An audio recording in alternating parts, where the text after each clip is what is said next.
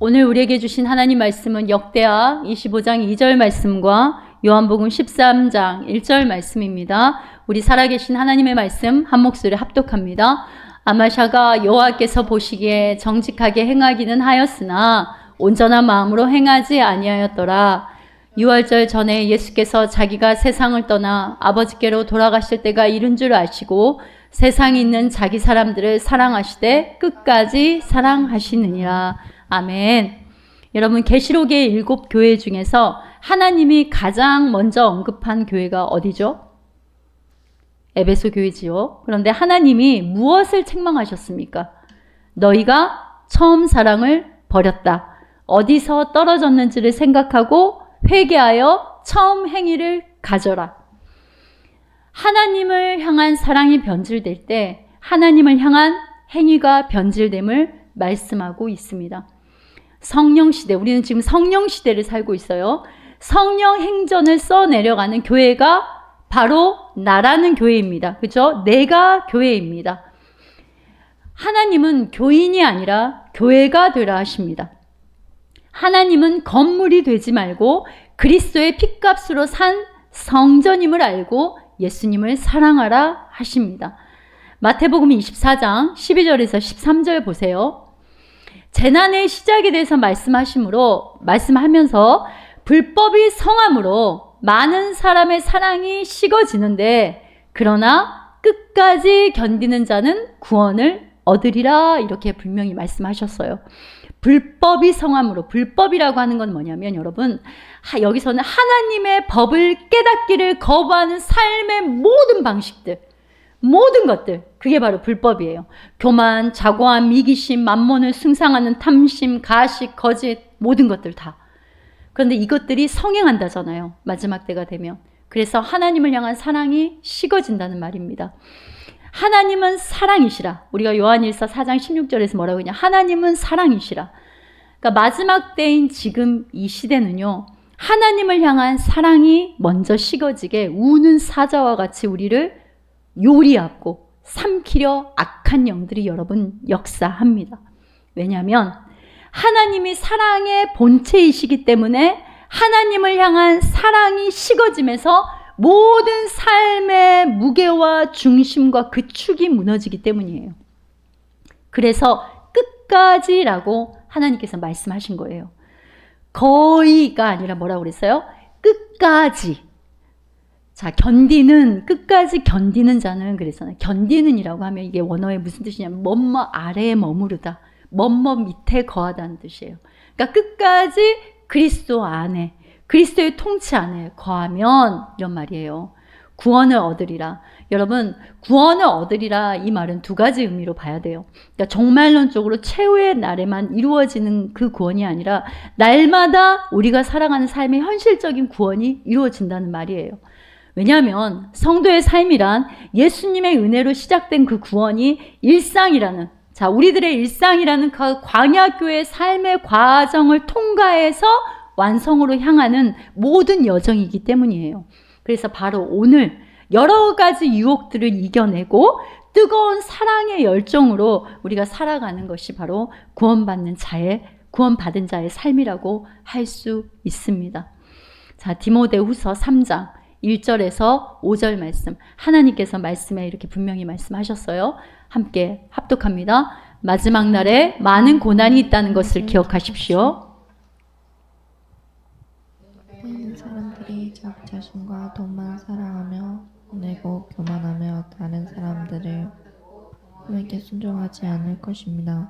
또한 감사하지 않고 하나님께서 원하시는 사람이 되려고도 하지 않을 것입니다. 다른 사람에 대한 사랑도 없고 용서도 없으며 나쁜 말을 일삼으며 절제하지도 못하고 잔인하며 선한 것을 싫어할 겁니다. 가까운 친구들을 배반하고 성급하게 행동하며 교만하고 쾌락을 즐기며 하나님을 사랑하지 않고 겉으로는 하나님을 섬기는 채 하나 실제로는 하나님을 경외하지 않을 것입니다. 여러분은 이런 사람들을 멀리하기 바랍니다. 이 말씀에 여러분, 지금 이 말씀에 나는 하나님 아니죠? 할 수 있는 이들이 과연 있을 수 있을까요? 매일, 아니 매 순간 내 안에 우리 속한 삶의 모든 영역에 그리고 지금 우리가 사는 사회와 우리 민족 안에 여실히 지금 드러나고 있지 않습니까? 하나님을 떠나 하나님의 손길과 하나님의 교제를 거부할 때, 즉 하나님을 향한 사랑이 식어질 때 신명, 삶, 관계의 모든 지축이 무너지고 흔들리는 겁니다. 그러니까 몸으로 하면 여러분 골격이 무너지면요 모든 장기도 근육도 살도 다 무너지는 원리와 같은 거예요. 우리가 지금 매일 성경에 따라 공동체적으로 역대기를 읽고 있는데요. 역대기 왕들의 업적 뒤에 오는 하나님을 향하는 그 온전한 마음에서 돌아서서 하나님을 떠나고 변질되는 왕들의 말년을 하나님은 계속해서 반복해서 보여줍니다. 아, 이 왕, 좀 괜찮게 하나님 앞에 하네. 얘는 왜 또 이래? 이렇게. 우리 계속 그렇게 지금 읽어가고 있지 않습니까? 자, 하나님이 무슨 말씀을 그러면 간절히 지금 하고 계시는 걸까요, 여러분? 항상 하나님의 시선에서 말씀을, 하나님의 마음을 읽는 그 시선에서 여러분 성경을 읽어야 돼요. 변하지 않는 왕은 없다는 거예요. 의인은 없나니 하나도 없다. 왜 참 왕인 예수님이 와야 하는지에 대해서 지금 하나님은 뼈저리게 너희들 한번 느껴봐라 이거예요. 왜 참 왕인 예수님이 너희에게 필요한지 너희들 이제 알겠냐? 하나님은 바로 참 왕인 예수 그리스도의 도래의 필연성을 우리에게 반복해서 지금 강조해서 말씀하시는 거예요. 또 너희가 너희 삶의 왕이 되려고 하는 순간 너희의 신명도 삶도 이런 상태가 됨을 깨달아라. 바로 이것을 말씀하시고 싶으신 겁니다. 처음에 한번 봐볼까요? 아사는요, 에티오피아 사람 세라가 아사와 전쟁을 벌이려고 100만 군대와 전차 300대를 이끌고 마레세까지 쳐들어옵니다. 그래서 하나님께 이런 기도를 올리죠. 자, 역대하 14장 11절 말씀 우리 함께 합독해 볼까요? 아사가 그의 하나님 여호와께 부르짖으셨습니다. 여호와여, 약한 백성이 강한 백성과 맞서 싸울 때는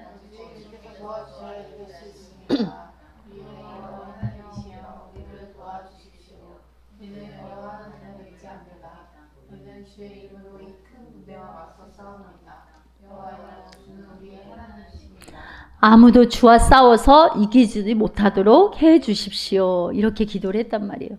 이렇게 기도하니까 바로 그 12절에 뭐라고 나오냐면 누가 치시냐면은 여호와께서 치시니 나와요. 누가 치신다고요? 하나님께서 싸우신단 말이에요.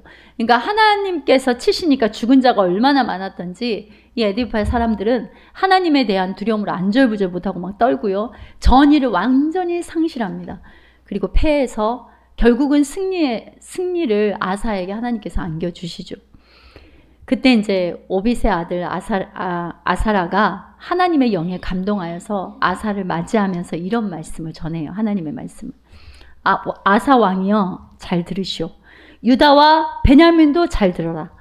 여러분이 하나님과 함께 있는 한 하나님도 여러분과 함께 할 것이고, 여러분이 그분을 찾으면 그분을 만나 주실 것이고, 그러나 여러분이 만약 그분을 버리면 그분도 여러분을 버리실 거라고 분명하게 하나님의 말씀으로 경고를 해요. 그러면서 이렇게 계속 말을 하죠. 오랫동안 이스라엘은 참 하나님을 모시지 않았다 이래요. 그러니까 우상에 쪄들었단 말이에요. 그러니까 너희들이 하나님이라고 섬기는데 너희들이 만든 하나님, 너희들이 생각하는 하나님, 너희들의 기복을 위한 하나님, 그리고 제사장이나 스승이나 계시의 책의 도움을 받지 않았다고 해요. 하나님의 말씀을 바로 전해주는 자도 하나님의 음성도 없는 암흑이었다는 말입니다. 그러나 우리에게 고난이 찾아오는 그런 상황이 어려울 때 그들이 이스라엘의 하나님을 찾자 하나님께서 우리를 만나주셨다. 그러니까 그래도 신실하신 하나님께서 다윗의 언약을 지키시고 긍휼히 여기셨다. 바로 이 말이에요. 이 말을 아사에게 들려주는 거예요. 그러니까 전쟁에서 승리해서 이제 기고만장하게 들어오고 있는 그 아사에게 말을 해주고 그 군대에게 이렇게 말을 했다는 말입니다. 그러니까 아사가 이 말을 듣고 어떻게 하냐면 8절 보세요. 역대하 15장 8절. 마음을 강하게 하고 가증한 물건을 유다와 베냐민 온 땅에서 없애버려요. 그리고 여호와의 제단을 재건을 합니다. 9절 말씀입니다. 그리고 무리를 다시 모아서, 그죠? 아사의 하나님, 무리를 다시 모아서 이렇게 사람들을 모은단 말이에요. 하나님 앞으로.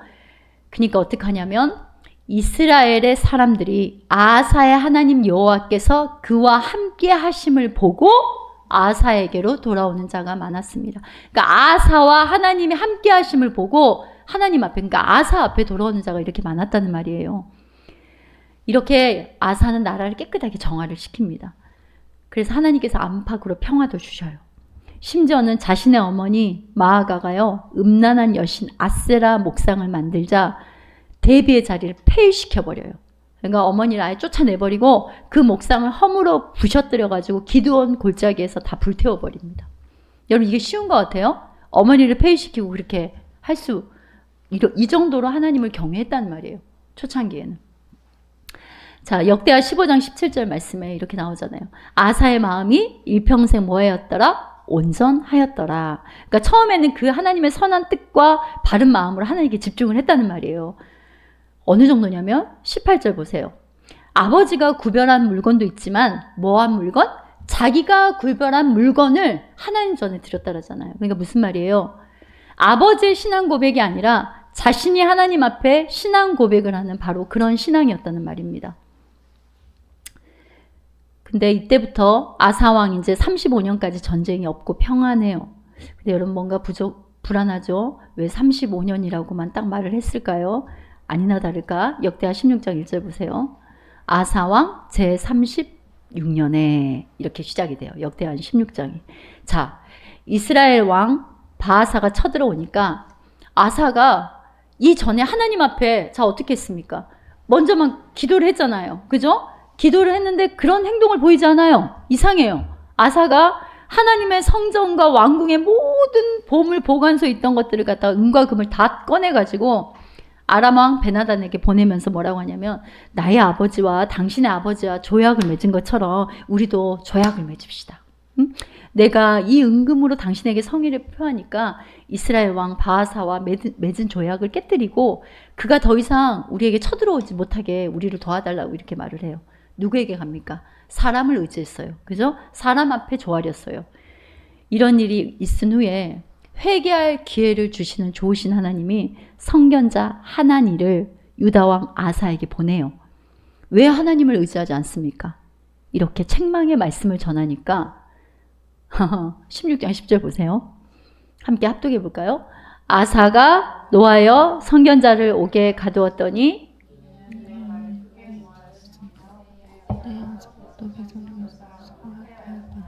먼저는 하나님 선견자를 통해 하나님의 책망을 던진 것은 하나님 뭐라고 하는 거예요? 회개하고 돌아오라는 기회를 주심인데 그것을 발로 차버려요. 그죠? 이렇게 차버리고 백성들까지 학대를 하고 선견자를 옥에다 가두고 이렇게 했단 말입니다. 그러니 이제 발에 병이 생기죠. 발에 병이 생긴 것도 하나님이 더 기회를 주시는 거예요. 왜 발에 병이 생기겠습니까? 너 지금 잘못 가고 있다 이거잖아요. 하나님께 돌아오라는 기회를 또 주셨는데도 그 기회를 거절하고 의원을 찾지 하나님을 찾지 않아요. 오히려 선견자와 무고한 백성까지 학대하며 분풀이를 합니다. 그러니까 하나님을 향한 처음 그 마음이 끝까지 하나님을 사랑하지 않았습니다, 여러분. 여호사밧 왕은 어땠을까요? 자, 여러분 쭉 읽은 것들이 지금 이제 지나갈 거예요. 자, 역대하 17장 4절에서 6절 보면 오직 그의 아버지 하나님께 구하며 그의 계명을 행하고 이스라엘 행위를 따르지 무슨 말이에요? 그 우상을 섬기는 그 행위를 따르지 않았다는 말이에요. 5절 말씀 보세요. 그러므로 여호와께서 나라를 그의 손에서 견고하게 하심에 6절 말씀. 그가 전심으로 여호와의 길을 걸어 산당과 아스라 목상들도 유다에서 다 제거를 했다는 말입니다. 그런데 여러분 이렇게 시작을 했어요. 그런데 여호사밧도 북이스라엘 아합 이세벨 아합 가문이 뭐예요, 여러분? 바알의 쩌든 가문이잖아요. 근데 거기와 사돈을 맺었다니까요. 그래서 아들 여호람에게 아합과 이세벨의 딸인 아달랴를 주어서 혼인하게 합니다. 이 잘못된 연합이 여러분 여호사밧의 개인의 문제가 아니에요. 그러니까 전쟁이 나갈 때 찬양대까지 만들어서 내세워서 가던 이 여호사밧이 말이에요. 이렇게 바알을 섬기는 북이스라엘 아합 가문과 혼인함으로 인해서 단순히 이 집안의 문제가 아닌 거예요. 나중에 이 아달랴에 의해서요 남유다의 바알 신앙이 온통 퍼지게 됩니다. 그 어머니의 모전 여전이에요. 하나님 손에 의해서 남기신 요아스 왕 외에 모든 왕자들이, 남유다 모든 왕자들이 몰살당하는 비참한 창극의 원인이 돼요. 여호사밧의 손자 아하시아도 아합의 길로 말려낸 행합니다. 보세요. 역대하 22장 3절 말씀 보세요. 아하시아도 역시 어떻게 해요? 아합 집안의 사람들처럼 악한 길을 하며 살았습니다. 근데 그렇게 한 이유가 뭐라는 거예요? 그의 어머니가 그를 부추겨 악한 일을 하게 했기 때문입니다. 자, 여러분. 그래서 아하시아도 외삼촌이자 북이스라엘 왕 아합의 아들 요람이 병이 들었다고 하니까 아하시아가 또 병문안을 가요. 근데 그때 예후의 손을 통해서 아합 가문을 멸절할 때 거기에서 같이 역시 죽임을 당합니다. 이세벨의 피를 물려받은 아달랴가 아하시아 자기 아들이 죽자요. 유다 가문의 씨를 말린다고 왕자들을 다 죽여버려요. 근데 아하시아의 누이 제사장 여호야다의 아내가 요아스를 빼내죠.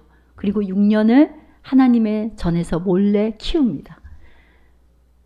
이런 부분을 보면 여러분 눈물이 나와야 돼요. 이 사람들의 진흙탕과 같은 이 죄악의 참혹한 이 한복판에서 하나님은 다윗 언약을 신실하게 지키시면서 그 씨를 이어가시는, 그러니까 사람들은 죄 가운데 악이 판치는 한복판에 지금 모든 것들이 다 펼쳐지는데 하나님의 싹은 은밀히 자라고 조용히 자라고 있다는 말입니다.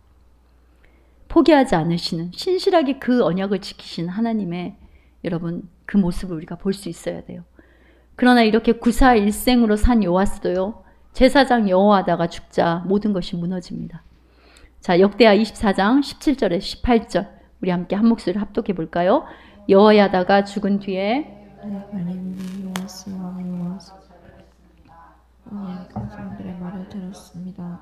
왕과 지도자들이 하나님 여호와의 성전에서 예배드리는 일을 그만두었습니다. 왕과 관리들은 아세라 우상들과 그 밖의 우상들을 섬기기 시작했습니다. 그들이 악한 일을 하지 하나님께서 이러한 예루살렘 백성에게 노하셨습니다. 어떻게 해요? 여호야다가 죽은 뒤에 여호와의 성전에서 예배 드리는 것도 어떻게 했다는 거예요? 그만둬버렸다는 거예요. 그러자 하나님의 영이 제사장 여호야다의 아들 스가랴를 감동시켜서 다시 보내서 이렇게 말을 해요. 분명하게 하나님이 말하지 않았냐. 하나님의 말씀이다. 너희가 어찌하여 하나님의 계명을 거역하고 업신여기고 떠나느냐. 절대 그렇게 살아서는 안 돼. 너희가 하나님을 버리면 그분도 너희를 버리신다. 이렇게 분명히 하나님의 말씀을 전한단 말입니다. 그런데 이 바알에 쩌든 왕국의 방백들과 요아스 왕이 공모를 해가지고 하나님의 성전 뜰에서 하나님의 말씀을 전하는 이 선견자를 돌로 쳐서 죽여버립니다, 여러분. 누구의 아들이었어요? 제사장 아하시아의 아들이었잖아요. 그러니까 은혜를 원수로 갚은 거죠. 단순히 여러분 스가랴를 죽인 게 아니라 하나님의 말씀을 돌로 쳐 죽여버린 거예요. 그의 아들 아마스야 역시, 자, 역대하 25장 2절 말씀 오늘 보세요. 온전한 마음으로 행하지 아니하고. 그러니까 아마샤는요, 세일 승리 후에 하나님의 은혜를 배신하고 세일 자손의 우상을 전리품으로 가져와 거기에 분향하는 만행까지 저질러요. 그러니까 전쟁에서 승리하고 하나님 승리하게 해주셨는데 거기서 전리품을 가지고 온단 말이에요. 그런데 우상이 좋았나 보죠. 그걸 가지고 오는 거예요. 그 앞에서 분향하는 만행까지 저지르는 거예요. 그래서 하나님의 말씀을 또 보내요. 여러분, 말씀이 육신이 되어 우리의 죄 가운데 오셨지 않습니까? 그러니까 하나님께서 말씀을 지금 계속 보내시는 거예요. 또 보내니까 이렇게 해요. 입 닫아. 더 이상 말하면 꽉 막기 싫으면 너 조용히 해. 이렇게 말합니다. 그러니까 쉽게 말하면 이렇게 말하는 거예요. 교만의 영에 사로잡히니까 하나님의 말씀이고 뭐고 뭐 어쩐다고. 말씀인데 뭐 어쩐다고. 그래서 이렇게 나가는 거예요. 우시아는 그러면 달랐을까요? 여러분 우시아 보세요. 강성해지면 여러분 교만해지고 악의 열매가 맺히는 과정이 예외가 없습니다. 여러분 보세요. 우시아가 강성해지니까 기고만장해서 교만하게 됩니다. 그리고 악의 열매가 맺혀지게 돼요. 역대하 26장 16절 보세요. 강해지면서 교만해지기 시작하고 그 때문에 뭐 했다고요? 망하게 되었다는 거예요. 교만이 패망의 선봉이 되는 거예요. 넘어짐의 앞잡이가 되는 겁니다. 자, 그래서 어떤 일까지 하냐면 제사장의 몫이에요. 하나님 앞에 분향하고 그거는 누구의 몫이라고 예배하는 거 제사장의 몫이죠. 근데 그것을 하나님이 정하신 그 법이 있는데 그것까지 침범을 해서 자기가 하려고 해요. 그래서 제사장 아사랴가 용맹한 제사장 800명을 데리고 들어갑니다. 왕이시여 오직 분향하는 것은 하나님께 분향하기 위해서 구별받은 아론의 제사장들이 한 몫이다. 왕이 할 몫이 아니에요. 이렇게 말을 합니다. 역대 26장 19절 보세요. 그렇게 말을 했는데 어떻게 해요? 화를 냈다고 하죠. 제사장들에게 화를 낸 거예요. 그 분향단 앞에서. 그러니까 그가 제사장 앞에 서서 화를 낼 때 그의 이마에 뭐가 생겼다고요? 문둥병이 바로 생겨버린 거예요. 어떻게 됐습니까? 격리돼서 그냥 그렇게 죽지 않았습니까? 우시아의 손자 아하스 왕은 어땠습니까, 여러분? 아하스만 한번 봅시다. 아하스 왕은 어땠어요? 바알의 우상을 섬기고요. 므낫세가 했던 짓거리를 또 했어요. 흰놈의 골짜기에서 몰래 인신제사를 드립니다. 몰렉 신에게. 그때 제가 설명해 줬죠. 그림까지 보여주면서 애를 갖다 바치는 거예요. 그러니까 이렇게 막 짐승 머리처럼 하고 손을 이렇게 만들어 놨다고 그랬잖아요. 그래서 그 가슴팍에는 뭐가 있어? 밑에 화로가 이게 용광로 같은. 그래서 애를 갖다가 거기에다 집어넣었다고 산채로. 그래서 이제 애가 떨어질 때 그 소리 지르는 소리를 안 들으려고 막 그 앞에 막 악기를 막 심하게 불고 막 나팔수들을 놓고 막 북치고 장구치고 그랬다고 했잖아요. 몰렉 인신제사를 들어요. 흉악한 우상 숭배 자리로 사용된 것이 흰놈의 아들들의 골짜기예요. 얼마나 가증스러운지 에레미야에 보면 죽음의 골짜기라고 불렀고요.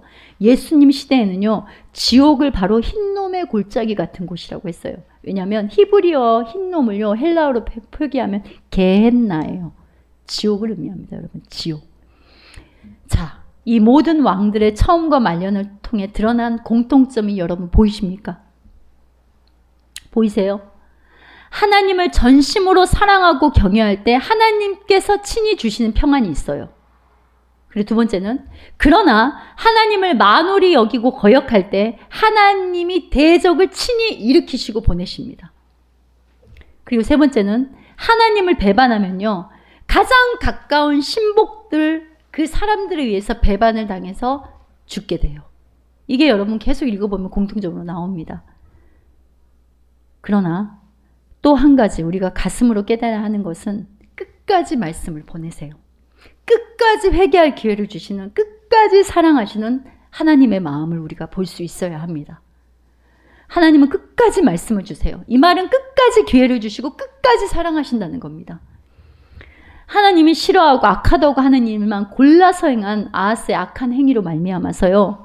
북이스라엘 군대에 의해서 11만 명의 용사가 죽고요. 20만 명이 포로로 잡혀가요. 이때 하나님은 오뎃이라는 선지자를 또 보냅니다. 그러면서 이렇게 말씀을 줘요. 야, 이제 그 포로로 잡아가는, 그러니까 어떻게 보면 자기 동족이잖아요. 그러니까 남유다에서 포로를 잡아갔단 말이에요. 그러니까 북이스라엘 잡아가고 있는데 그 북이스라엘에게 오뎃이 나타나서 이렇게 말씀을 전해요. 야, 북이스라엘아, 너희는 하나님 앞에 범죄함이 없냐? 너희는 임박한 진노를 피할 수 있을 것 같으냐? 유다와 예루살렘 백성을 압제하여 노예로 삼고자 하는 거야? 진짜 그렇게 노예로 삼으려고 하냐? 하나님의 진노를 피할 수 있을 것 같으냐? 이렇게 경고를 합니다. 이렇게 전하자 이들이 하는 행동을 보세요. 역대하 28장 15절 말씀 우리 함께 합독합니다. 빼입혀 주었습니다. 그들은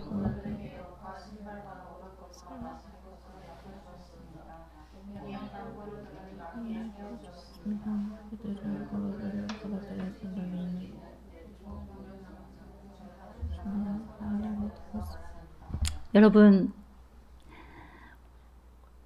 저는 이 구절을 읽을 때 눈물이 났었어요.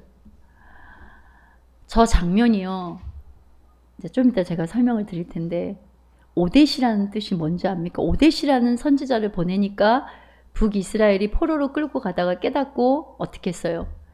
다시 그 포로들에게 옷과 신발과 먹을 것과 마실 것과 약을 주고 몸이 약한 포로들은 나귀에 태워주고 그죠? 다시 돌려보냈지 않습니까? 그리고 사마리아로 돌아갔다고 나왔어요.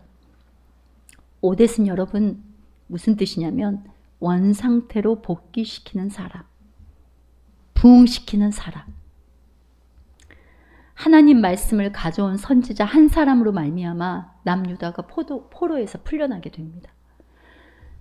말씀이 육신이 되어 우리 가운데 오신 분, 하나님의 말씀이신 예수님, 원상태로 타락한 우리들을 원상태로 복귀시킨 분, 생명의 부흥을 주신 분, 누구예요? 예수님의 예표를 우리는 볼 수 있어야 돼요. 하나님을 떠나 고장나버린 죄인들을 하나님과 원수된 것을 십자가로 허시고 원상태로 복귀시켜 주신 분, 이 예수님의 사랑을 우리는 이 대목에서 보아야 되는 거예요, 여러분. 그런데 이 비슷한 장면이 신약의 선한 사마리아인의 비유에 그대로 재현되잖아요. 여러분, 선한 사마리아인의 비유는 광야라는 길목에서 강도 만난 우리 죄인들에게 찾아오신 예수님의 구속의 이야기라고 했습니다. 우리도 이 선한 사마리아인들처럼 착한 일을 해야 됩니다. 봉사일을 해야 됩니다. 이렇게 윤리와 도덕으로 해석할 부분이 절대 아니라고 그랬어요. 예수님의 그 구속의 이야기를 우리에게 정말 말씀이 육신이 되어서 우리의 이웃으로 오신 바로 예수님의 이야기를 말한다고 했습니다. 자, 누가복음 10장 34절 35절 말씀 함께 합독해 봅시다.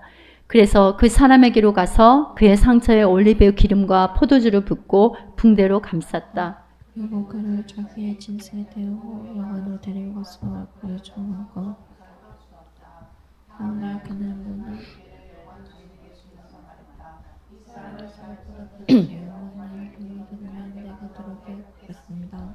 여러분, 방금 우리가 읽었던 남유다를 포로에서 풀어주면서 기름을 발려주고 옷을 씻어주고 옷을 입혀주고 약을 주고 그리고 이들이 사마리아로 돌아갔다고 나오잖아요. 굳이 사마리아는 지역을 왜 언급을 했겠습니까? 자, 그래서 누가복음 10장의 선한 사마리아인의 비유가 또 이렇게 연결이 되는 거예요.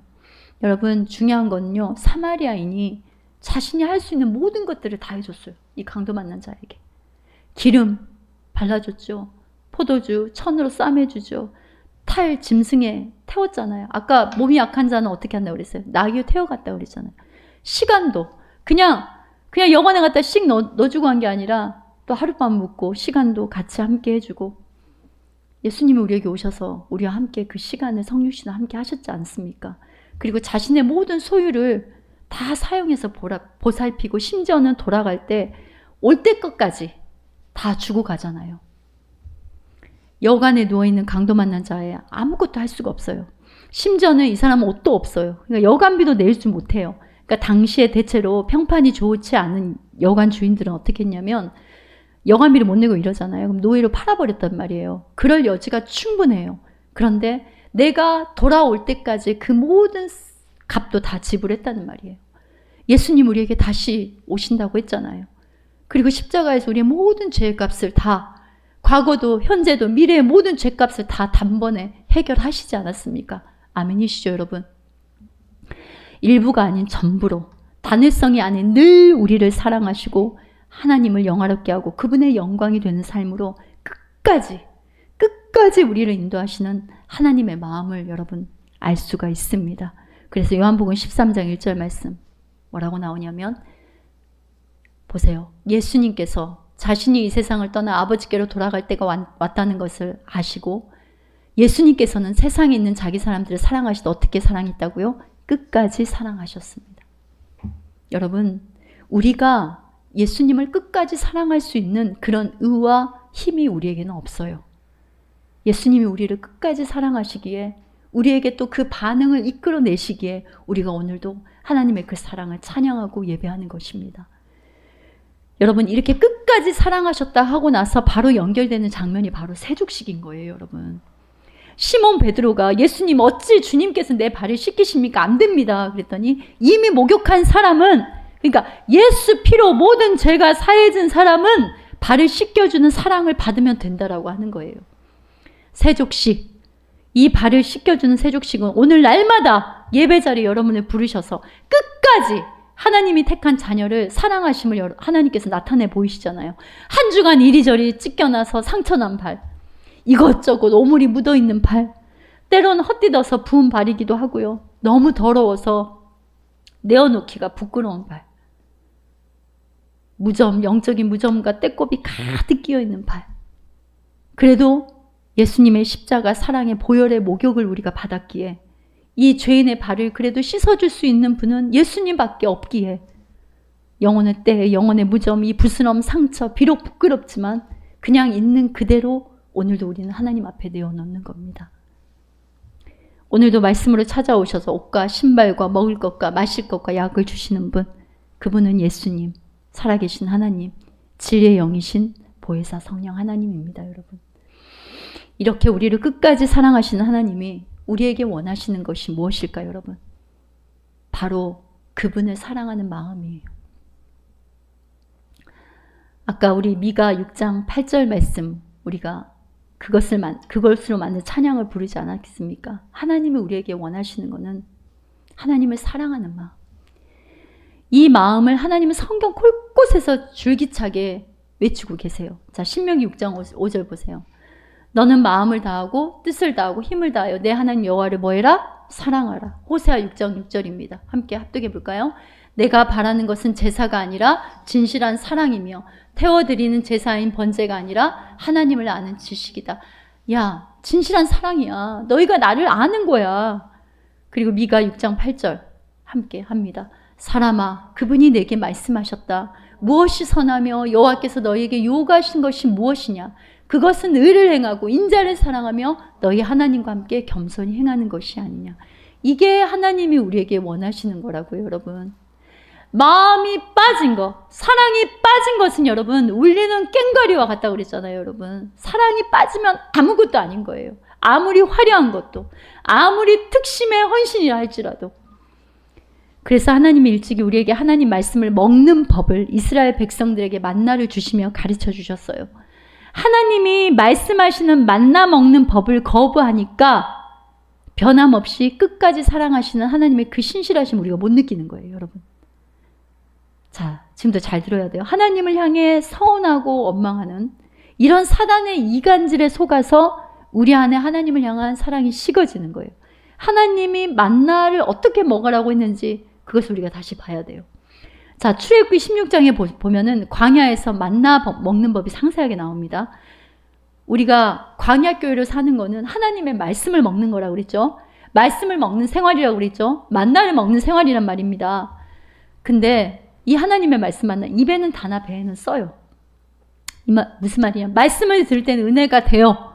기쁨으로도 받습니다. 감격도 오고 감동도 있어요. 그리고 말씀을 듣고 말하기는 쉬워요. 근데 실제 삶에는 먹기에 힘들어요. 써요. 3kg 가면 여기 목구멍에서 안 넘어갑니다.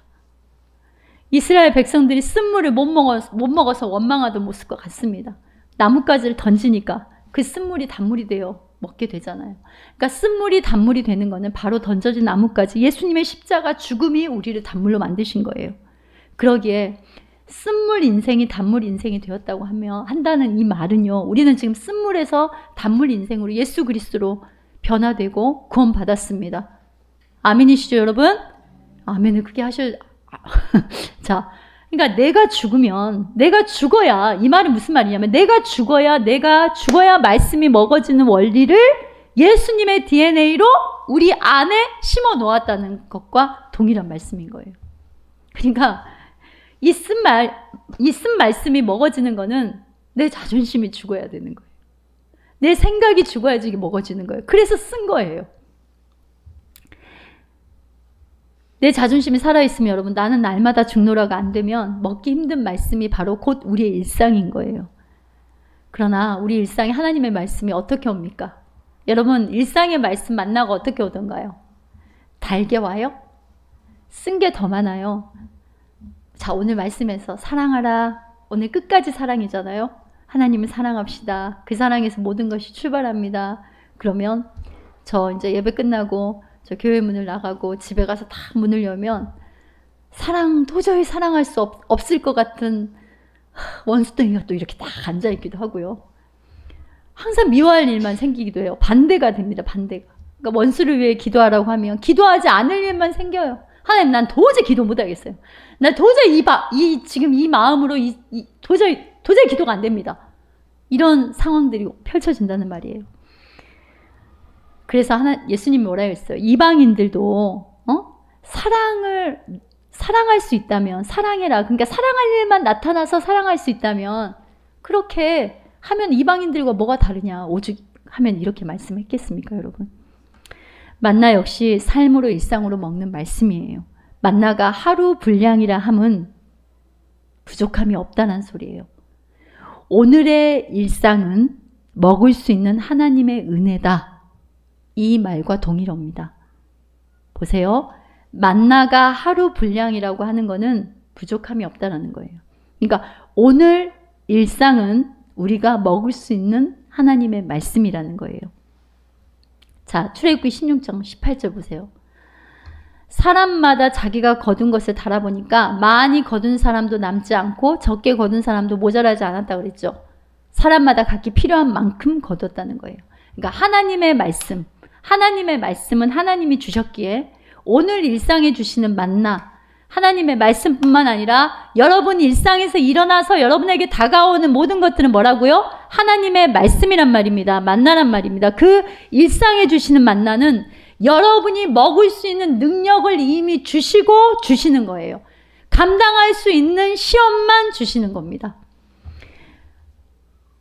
여러분 그러잖아요. 아침에 출근할 때 또 아침에 눈을 뜨면 생각지도 못한 예기치도 못한 일들이 하루 종일 일어나기도 하잖아요. 하루 중에. 그죠? 그런데 하루를 마무리하는 잠자리에 누워서 여러분 생각을 해보면 먹게 하셨음을 우리는 종종 깨달을 수 있어요. 그렇지 않아요, 여러분? 자, 출애굽기 16장 19절에서 20절 보세요. 누구든지 아침까지 그것은 남겨두지 말아라. 왜냐하면 20절의 말씀 보세요. 썩는다 그래요. 벌레가 생기고 냄새가 나다 썩는다는 말이에요. 그러니까 이틀간 남기지 말라고 하시잖아요. 내일을 염려하게 되면 그때부터 여러분 속이 썩게 되는 거예요. 이틀치를 거둔다 이 말은 내일을 염려한다 이 말이에요. 그래서 그 염려가 여러분 속을 썩게 하는 거예요. 그리고 막 불평이 터져 나오게 하는 거예요. 그러니까 근심이 있다라는 거, 염려가 있다라는 거, 이게 막 자꾸 나에게 막 엄습한다는 거는 지금 하나님을 향한 믿음도 사랑도 식어지고 있는 증거구나. 여러분 이렇게 받아들일 수 있어야 돼요. 깨달을 수 있어야 돼요. 그래서 마태복음 6장 34절 예수님 뭐라고 말씀했습니까? 내일을 염려하지 말라. 내일은 내일이 염려할 것이요 한날의 괴로움은 그날의 족하니라. 동일한 말씀이죠, 여러분. 그러니까 한날의 괴로움은 족하다. 그러게 하루만 먹어라 이거예요. 하루에 만족해라. 예수님 안에서 말씀으로 여러분 이것을 해석해내면 여러분 일상의 삶의 만나를 먹을 수 있다는 말입니다. 그런데 여기서 여러분 우리가 또 유념해야 할 게 뭐냐면 안식일에는요 이틀째를 거두라고 해요. 만나를 하루씩만 거두라고 하는데 내일은 안식일이니까 그 전날은 안식일 것까지 이틀치를 거두라고 해요. 근데 그 다음날 봤더니 썩어 있지가 않아요. 이때는. 자, 출애굽기 16장 23절에서 24절 보세요. 여호와의 거룩한 안식일이요. 여러분은 구울 것은 굽고 삶을 것은 삶고 그리고 남은 음식은 내일 아침까지 남겨두시오 해놓고 24절 보세요. 명령한 대로 그 다음날까지 아침에 남겨두었는데 썩은 냄새가 나는 것이 뭐한도 없다고? 하나도 없었다라고 하잖아요. 여러분 육신의 염려는 하루만 하고 신앙의 염려, 영적인 염려는 이틀치를 거두라는 말씀이에요. 성경 곳곳에는 여러분 영적인 염려를 하라 합니다. 자, 디모데전서 3장 7절 보세요. 비방과 마귀의 올무에 빠질까 뭐하라? 염려하라라고 했잖아요. 고린도후서 11장 28절. 모든 교회를 위하여 염려하는 것이라. 날마다 내 속에 눌리는 일이 있는데 모든 교회를 위하여 염려하는 것이라. 그리고 고린도전서 7장 34절 보세요. 함께 합니다. 주의 일을 염려하여 몸과 영을 다 거룩하게 하려 하되. 영적인 염려는 하라는 거예요. 이틀치를 거두라는 거예요. 그래도 여러분이 썩지 않는다는 거예요. 마음이. 자, 야고보서 4장 8절에서 9절 말씀 함께 볼까요? 하나님께 가까이 나아오십시오. 그러면 하나님께서도 여러분을 가까이 하실 것입니다. 여러분은 죄인입니다. 그러므로 여러분 삶 가운데 죄를 깨끗이 씻으십시오. 여러분과 하나님과 세상을 동시에 쫓으려고 하고 있습니다. 정결한 마음을 품기 바랍니다. 슬퍼하며 울부짖으십시오. 웃음을 울음으로, 기쁨을 슬픔으로 바꾸십시오. 여러분, 우리의 육신의 일로 슬퍼하고 애통하는 것이 아니라 하나님을 가까이 하지 못한 것에 대한 안타까움, 이런 슬픈 영적인 염려는 이틀치를 거두라고 하는 거예요. 주의 재림을 걱정하고 준비하라고 하는 겁니다. 나는 하나님 말씀대로 살고 싶고 하나님을 더 알아보고 싶은데요. 하나님, 어찌 이렇게 저는 이기적이고 자존심도 세고 교만으로 꽉 차 있을까요? 예수님만이 이 사망에서 저를 건져낼 수 있습니다. 하나님, 나는 정말 공고한 죄인입니다. 여러분, 이런 반응이 바로 영적인 염려예요. 그런데 이게 여러분 영혼에 유익하다고요. 이 염려는요, 이 영적인 염려는요, 사단이 주는 죄책감과 정죄감하고는 다른 거예요. 사단이 주는 죄책감과 정죄감에 참소에 묶이면 여러분 이런 생각들이 여러분 속에 들어와요. 내가 이래가지고 무슨 하나님의 자녀야? 이래가지고 무슨 예배야? 이래가지고 무슨 하나님을 일을 한다고 해? 그냥 뭐 신앙이고 뭐고 내 편한 대로 살지 뭐. 그게 더 마음이 차라리 편하겠다. 나는 어차피 안 돼. 이거는 여러분 영적인 염려입니까? 아니면 사단이 주는 죄책감과 참소감입니까? 참소입니까? 이것을 분별하셔야 되는 거예요. 영의 염려, 주의 나라를 위해 염려하는 거. 내가 공고한 죄인임을 깨닫고 주님께로 또 얼마나 가고 싶은데도 잘 안 되는, 그러나 또 일어나서 가려고 하는 그 염려예요. 이거는 아무리 해도 병이 오지 않아요. 그러나 육신의 염려는 여러분 병이 들게 하는 거예요. 육신의 염려는 오늘 딱 하루에 족하다고 하십니다. 그래서 하루치만 거더라고 하는 거예요. 그러나 영적인 것은 오늘보다 내일이 더 주님께로 가까이, 주님을 더 알기를, 주님을 더 사랑하기를 원하는 이틀치를 거두라고 하십니다. 하나님 앞으로 어제보다 오늘 더 가려하는 이틀치를 거두는 바로 영적 씨름은 여러분의 영이 자라고 성장하고 끝까지 하나님의 긍휼의 사랑을 깨닫는 길로 인도합니다. 오늘날 교회에 회개의 말씀이 사라지고 영적 씨름 자체를 싫어해요. 그래서 말씀이 강하게 나가면 시험에 들고 귀를 막아버립니다. 아까 아마샤가 그랬잖아요. 왜 당신에게 패한 그 새 신을 가지고 와가지고 분향을 하고 섬기냐? 왜 하나님 앞에 악을 행하냐? 이렇게 했더니 어때요? 하나님이 회개할 기회를 주시는데도 어때? 그 선지자를 확 입 닫어. 안 그러면 너 맞아 죽어. 이렇게 반응을 보이지 않습니까? 여러분, 육심적으로 복 받으십시오 하고 위로하고 어이구 우쭈쭈 이렇게만 하면, 이게 하나님 이렇게 하면은 막 아멘 하다가 하나님의 뜻이 아닙니다. 돌이켜야 돼요. 말씀을 먹고 그리스도의 장성한 분량까지 자라가는 거 멈추면 안 됩니다. 신부의 예복을 단장하는 걸음을 늦추면 안 됩니다. 순종해야 합니다. 이러면 고개를 그냥 푹 숙이고 노맨이 됩니다. 그죠? 이건 실제 제가 어떤 목사님이 이제 그 모임 갔다가 오는데 이제 그 목사님 차를 타고 오는데 목사님 이야기해 주시는데, 그분이 처음 딱 교회를 부임할 때부터 앞에 딱 장로님 한 분은 설교가 시작하잖아요. 목사님 설교가 시작하면 팔짱을 이렇게 끼고 눈을 이렇게 감고 있답니다. 끝날 때까지. 듣기 싫다는 거죠. 그리고 심지어는 어떤 교회들은 장로님들이 설교 끝나면 찾아가지고 한 주간 성도들이 힘들게 살아왔는데 죄인, 회개 이런 무거운 말씀하시지 마시고 좀 세상에 나가서 써먹을 수 있고 인간관계 할 때도 좀 써먹을 수 있는 그런 지식과 좋은 말들 좀 많이 해주세요. 이렇게 한다고 하잖아요, 여러분. 복음은요, 우리 잘 먹고 잘 사는 기복을 전하라고 이 땅에서 성공하고 명성과 인정 쌓는 법으로 주신 게 아니에요. 복음은 회개하라예요. 회개하라. 천국이 가까이 왔다.